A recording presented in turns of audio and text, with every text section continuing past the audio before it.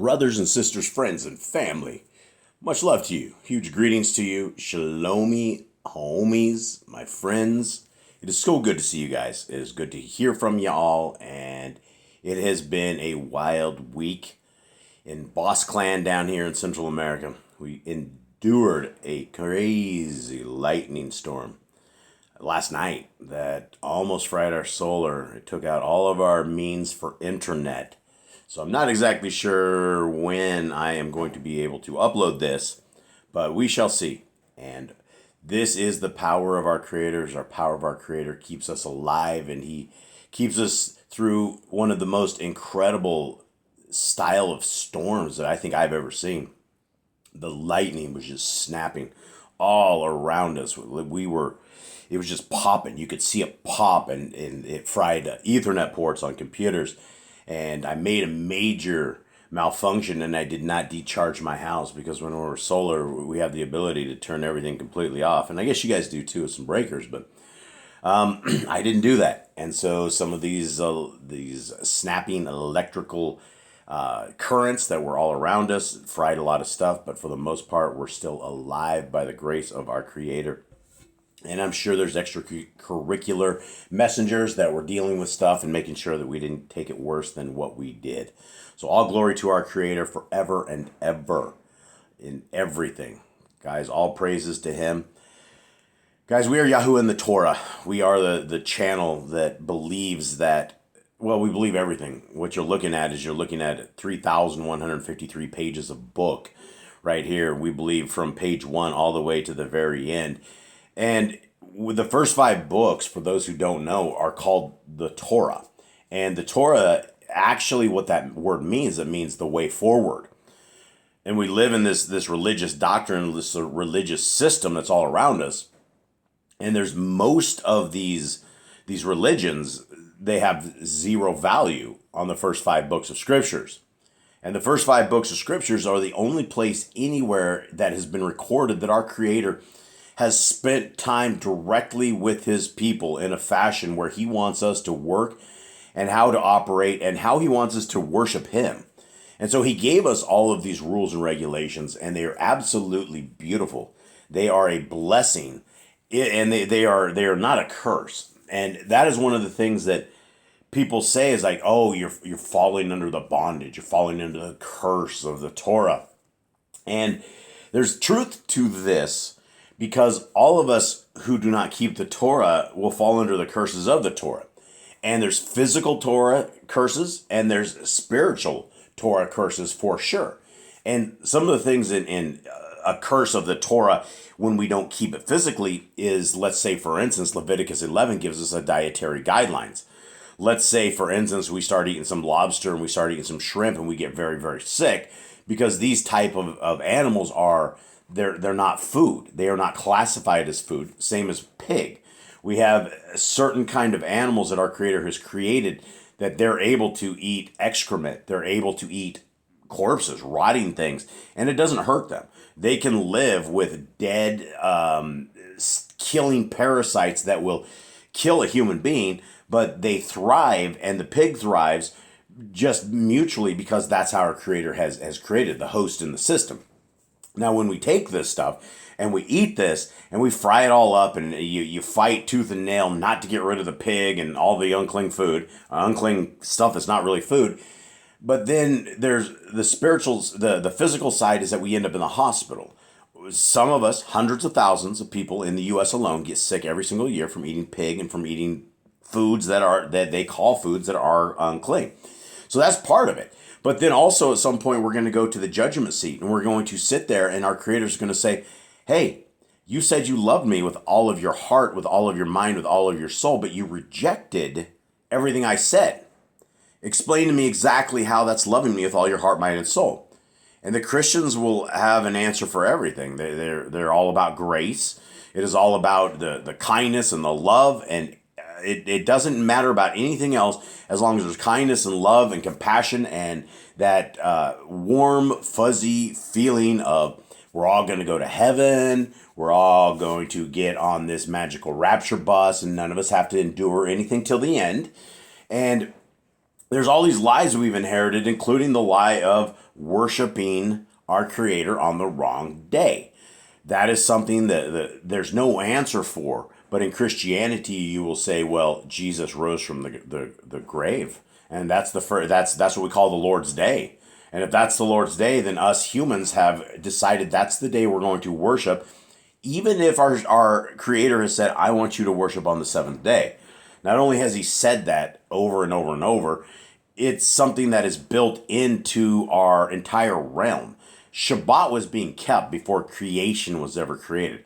Our Messiah, Yahushua, Jesus Christ, as you guys would call him, a lot of you guys would call him, he was with his Father, Yahuwah, a.k.a. God. They were in a different realm, a different world, doing whatever it is that they do, whatever the world that they had. And there was the Torah.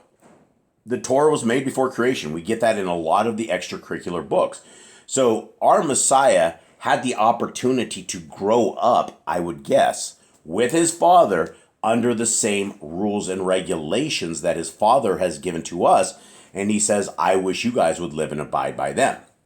Now, people will by default say they hate the laws, they're hard to keep, it's bondage, those are the things for the old people, right? Those are all brainwashing terms. Those are all things that people in religion, these 501c3 religions, where you have a preacher that gets paid to lie to you.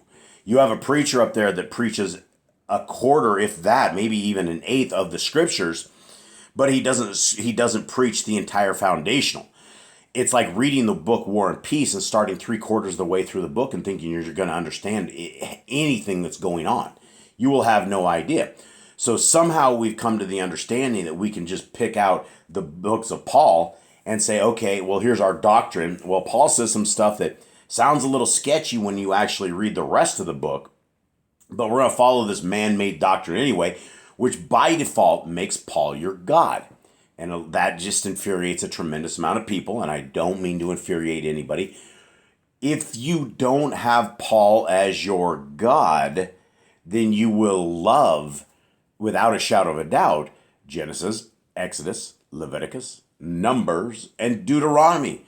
They will be the love of your life. They will be the guideposts and the goalposts and the running track that you guys run on. Because without the Torah, we don't have the proper equipment for the race. We don't have the proper equipment to live life. We don't know what is qualified as clean food and unclean food because we'll go grab a rattlesnake and eat it. And that's, according to scriptures, that's unclean food, right? We shouldn't be eating certain things that our Creator has created in a certain way that's going to harm human beings. But yet we will fight against the laws of our Creator and say all food has been made clean. And then we'll go and say, oh, but Peter had a dream. And it said, and all these animals came down on a sheet and it said, slay and eat. So what did Peter do? He rejected what he heard the first time because he's like, no unclean thing has ever gone on my lips. He's like, what are you talking about, slay and eat? So the dream had to be reiterated to him over and over. But at the end of the day, when he was shaking off that dream, wondering what in the world's going on, there's a knock at his door with some very unclean people according to Judaism. If you're not in Judaism, you are a goyim. You are less than a dog, right? You are somebody you should not be hanging with. That is another religion that is not in scriptures. We don't have something like this where we classify people like this and we won't minister to them.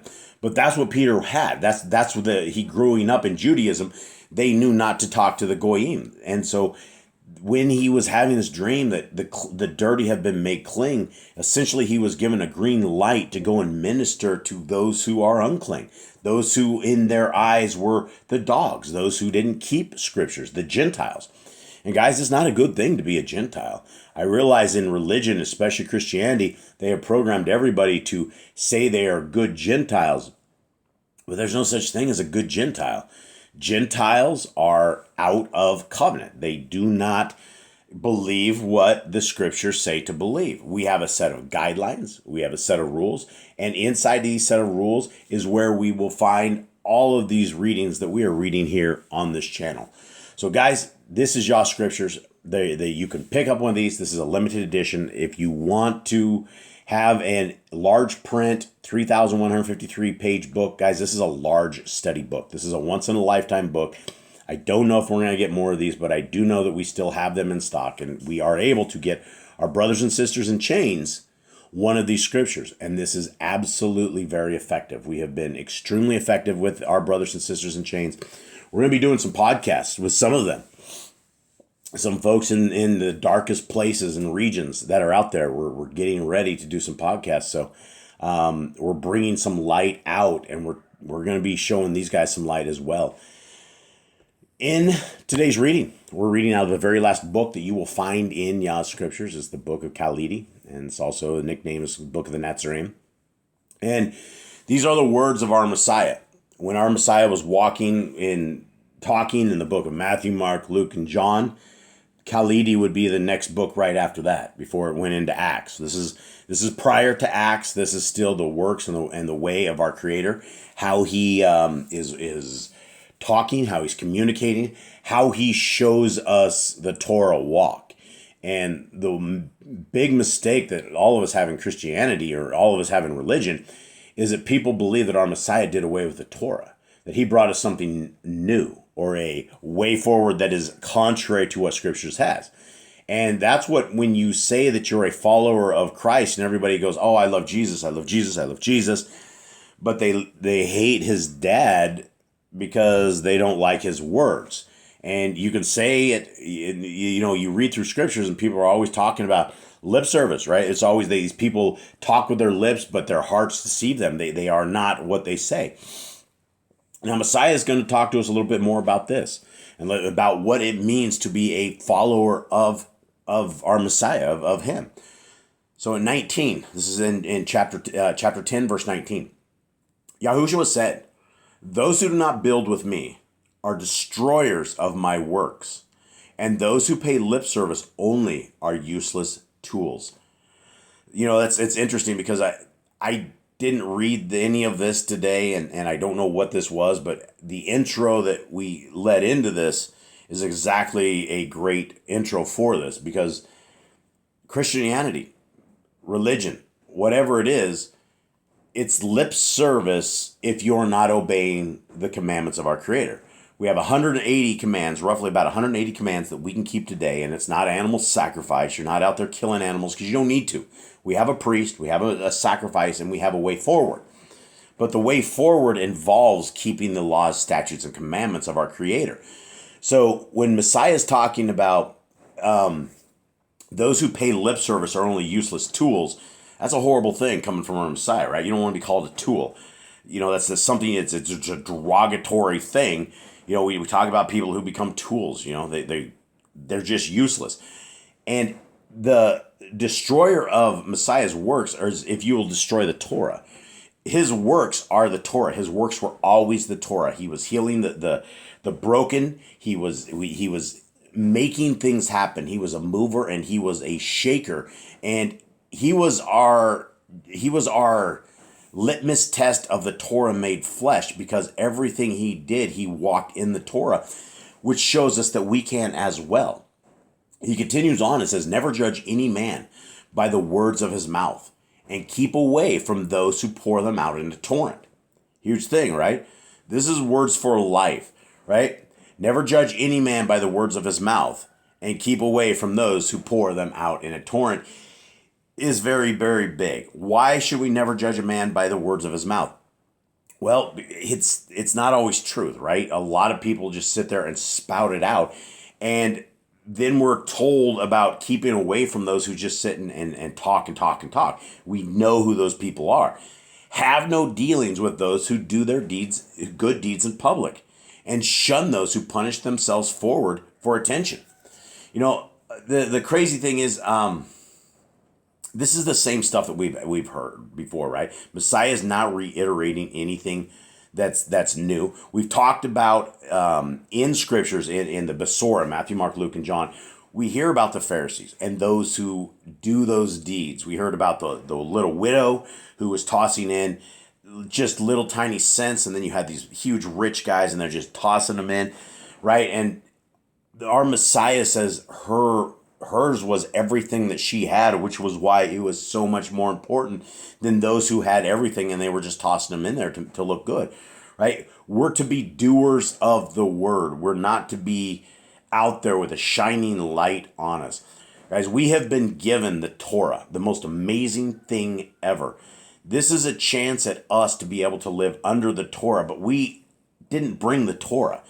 We're simple humans with a tremendous amount of flaws, a tremendous amount of issues, and the Torah is a way that enlightens our entire life. It gives us breath, it gives us understanding, it gives us a way that we are communicating with our Creator. When we are walking in covenant, when you're being fruitful, when you're multiplying, when you're not drinking blood, when you observe the Sabbath day, when you observe the appointed times, when you are in total sync with our Creator, He's in sync with you, right? Your entire life changes, and it is a system, right? Torah is not a set and forget. It's not a decision. It's a decision, and then it is the fruits of your works. There is a works method with this. When we are told to love our neighbor as ourselves, that is not a walk on by those who are broken. It is to take care of those that we can if we are able to take care of them, right? There's so much more to the Torah. It's a system, and the system is a good system, and that's why when people say the laws are terrible or nobody should keep the laws or it's terrible, it makes you sick. It makes your stomach get really, really sick because these are people who have never read the scriptures that are rejecting the most important things that we ever had a chance at maintaining. Now, continuing on, Messiah says this: a man whose problems are small will readily come to be eased of his burden, while he who carries a heavy load is if often inconspicuous. Big thing, right? This is just a view about society, things that there's oftentimes those who are doubling the load that you never ever thank. The people that should be thanked, while those that don't have a heavy burden are ready to be eased. The thing about the Torah walk, guys, is it is inside of the system. The system has a testing pattern, and the testing pattern is for all of us. The kingdom is not for those who are weak at heart. You know what I mean? It's not for those that when the going gets tough, the tough get going, right? It's that we stick and stay and plant our feet into place, and we put our hands up and our shoulders back, our chin down, and we have a stiff upper lip, and we deal with the trials and tribulations that come with walking the Torah. We know as people that walk the Torah, our Creator has allowed that Hasatan is able to test those. We know from scriptures that Hasatan is always on our tail. He's always an accuser. He's always trying to get us into some hot water in one way, shape, or form. Keeping Torah does not mean it's going to be an easy path, right? Last night was an incredible thunderstorm, and it was something that I truly believe, without a shadow of a doubt, because of the way our house is set up and the solar system that we have, that we just power everything with. We're off grid. We're 100% off grid. That there were messengers out there that were defending from these lightning strikes our house, that the majority of what it was around us, and we're talking hours and hours of just right in the middle of a thunderstorm, and we were able to still have power the next day, even when I messed up and I did not decharge my house, and I very well should have fried everything that is out there. Things like this happen supernaturally, that we have understanding that something happened, right? It's not that we just blew out all of our internet equipment, which is not, it's a very expensive deal, and we don't have internet right now, but it's not something that is life or death. It's something we will be able to resolve and get going. So guys, we're going to have a heavy load. All of us, we need to churn on with this heavy load and keep rolling through all of this. Messiah continues on and says this: what you do pays no earthly reward. Though the reward elsewhere may be great, it is useless claiming one here. Huge, huge thing. We've heard this before, that we have to be setting up our line of credit in the Shamayim. For the kingdom to come, we need to be proving ourselves right now and being worthy of the kingdom to come, right? We don't care that people on earth are like, hey, you, good job, congratulations. And I think one of the things, I was talking to a brother who's on death row. He's been on there for like 30 years. And he was writing. He's like, oh, Jay Boss, man, you are so amazing. It's so incredible. You're off grid. You've done all this. You built Bibles. He's like, people are going to be talking about you in the future. I'm like, dude, I'm just a dude, man. I said, this is all this thing that I'm just a regular dude that's broken like all of us that probably should be sitting in jail just like you. And if it was not for the hand of our Creator, Yah Scriptures would not be here. If it wasn't for the hand of our Creator, I wouldn't be here. Why would I ever take glory for anything that I didn't do myself? If we are willing to be used by the hand of our Creator as a tool for the kingdom to come, He will build. He will take you and you can build all sorts of stuff. That's what we did with Yah Scriptures. We decided that because Hallelujah Scriptures was such a grifting company, was such a horrible, horrible entity, that we had to free this word for everybody. This is why we've given out tens of thousands of free editions. You can get every one of these things. They're all free downloads. It's just out there because we don't care about what happens on this earth. We care about what happens in the future. And right now we can secure the future by working the fields right now. Messiah continues on. If one of you had a man out plowing, would you say to him on his return, come, sit down and rest? Is it not more likely you would say, go and clean yourself, get my meal ready, and after you have finished, go and eat yourself, then go to rest? Is any employer grateful because those who work for him do the things for which he pays them? So it should be with you. Having carried out your orders and done your duty, you should simply say, we have only done the things we were supposed to do. This is what I am talking about, and this is crazy how these kind of stories all go together. If we are willing to be this clay, our Creator will create an amazing tool, and He will pop you out, and He will send you out to the fields. The fields are amazing. There's so much that all of us can do as the people of our Creator to shout and bring this kingdom forward. We're not going to get this kingdom forward until we have done our jobs as the people of the kingdom and have shouted this out, that we have given people an understanding of what is possibly out there, right? It's this sick little raise your hand at 8 years old and you can sin all your life and you don't have any set of guidelines, you don't have any set of rules. Guys, that's a recipe for spiritual death. That's the recipe for what we don't want to do. And we need to be diligent in our quest of building this kingdom that we're talking to as people that we encounter day after day, that we are trying to plant these seeds that show people, because some point, some people that you think will never crack will crack. And all of a sudden their eyes will be open and you can see when the gears start churning and the hands of our Creator have allowed them to see this. But it's not for everybody. But we have to give everybody the chance to get that seed into the ground. And it is really up to them. But if we're not being the farmers and we haven't planted that seed, then how's our Creator ever going to drop a little bit of water on there and open them up, right? This is what the kingdom is about, is us being soldiers for the kingdom. The Creator of the universe doesn't need to be the soldiers because He's created us, the soldiers. He's given us big brains and hands and articulation and vocals and hearing and big brains. It's all of these things that we have already done. It is our duty as a created entity of the Most High, where He has breathed into us the breath of life and given us a sun that rises every single day and a beautiful environment, right? This is what we are supposed to do. None of us should be thinking, hey, we're great. We're super, super great. It's not that. Our Creator is great. His ways are great. And it is an honor to be in the kingdom. It is an honor to even be considered. It's one of those things. Continuing on, Messiah says this.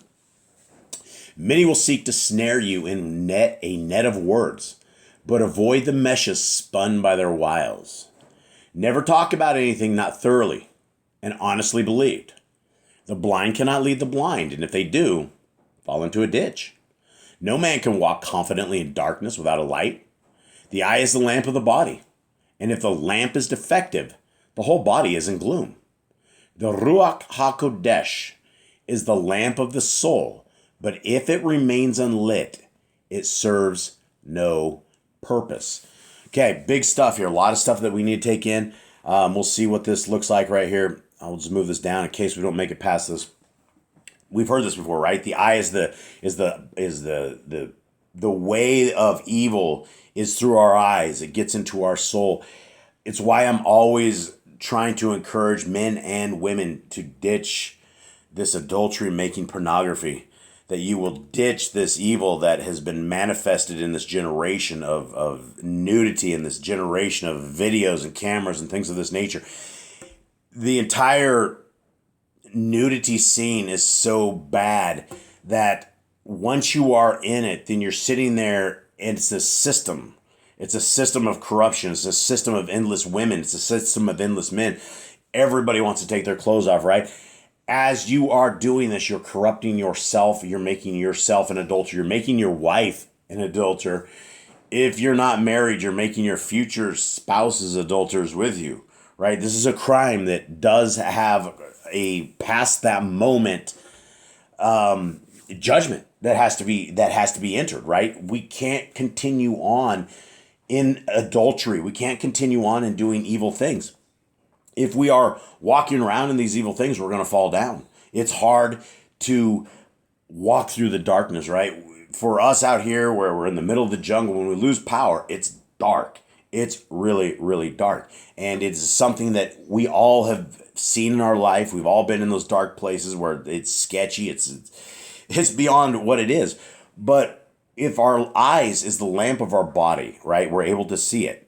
And if our lamp is defective and our whole body is in gloom, that means that the hand of the creator of the universe, the Ruach HaKodesh, the spirit of our creator, right, call it what you want to call it, it is the power that emanates out of our creator through everything in life. And it talks about this Ruach HaKodesh being in us, right? And you have this in Acts. You have the time when the power of the creator of the universe went from inside of a temple, inside of a sectioned off holy of holy place where he would talk to us between two cherubim, two angels' wings. That's where he would emanate from. And it went out. That was what Pentecost was all about. The power, the Ruach HaKodesh, the power of our creator blew out of there, and it entrailed inside of men. It is now inside of us, and it is able to be wielded if you know how to wield it. It is able to be lit if you are able to light it up. It is able to dictate and run your life if you are willing to do it. Now, you're not going to have the power of the Ruach HaKodesh if you're lawless. If you don't know what the heart, mind, and soul of our Creator is, and you will never know what the heart, mind, and soul of our Creator is unless you guys go through the first 5 books of Scriptures. I would encourage everybody to take a look at Genesis, Exodus, Leviticus, Numbers, Deuteronomy. Read that, and then go back through it and read it again. Read it 5 times before you ever go further off into Scriptures. Because in those first 5 books, you're going to run into an amazing set of guidelines right here. An amazing set of rules that you can govern your life with, that you can govern your family's life with, that you can walk with our Creator. And here's the big one right here, is where he tells us in Scriptures to guard Yahuwah, God's covenant laws, statutes, and commands. How many times does he tell us this? Over and over and over again. It doesn't end. And so when we're dealing with things like this, these are beautiful commandments, right? This is a beautiful commandment that tells us there's one law for the stranger and one for the Hebrew. That means for anybody that wants to be a child of the Most High, if you get into sync with his Genesis, Exodus, Leviticus, Numbers, and Deuteronomy laws, then by default, you're in covenant. You now have a creator of the universe that says, I will be your Elohim and you will be my people because you're walking in my laws. And then we end up with books such as Matthew. And we have things like in Matthew 7 that talk. I love this part of these scriptures, right? Let's listen, right?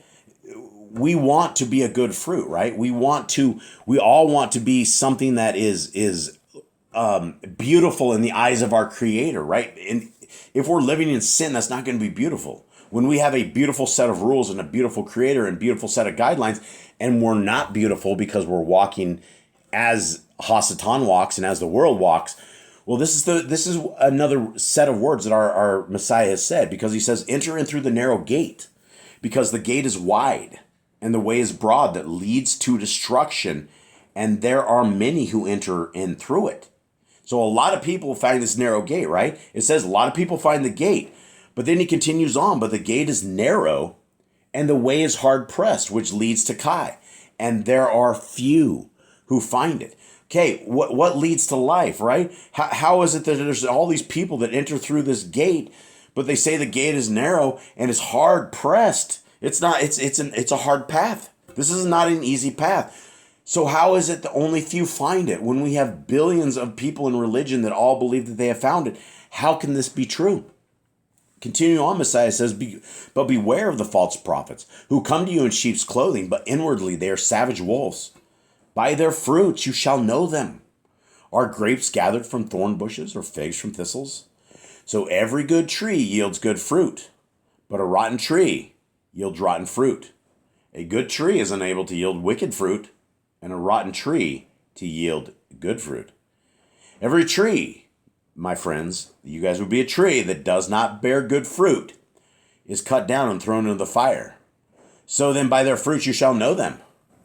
Not everyone who says to me on that day, who says to me, Adonai, Adonai, shall enter into the reign of the Shamaim. Not everybody who says, Lord, Lord, is going to heaven. But he who is doing the Torah, the desire of my Father in the Shamaim. Many shall say to me on that day, Master, Master, Adonai, Adonai, have we not prophesied in your name? Have we not cast out demons in your name and done many mighty works in your name? And then I shall declare to them, I never knew you.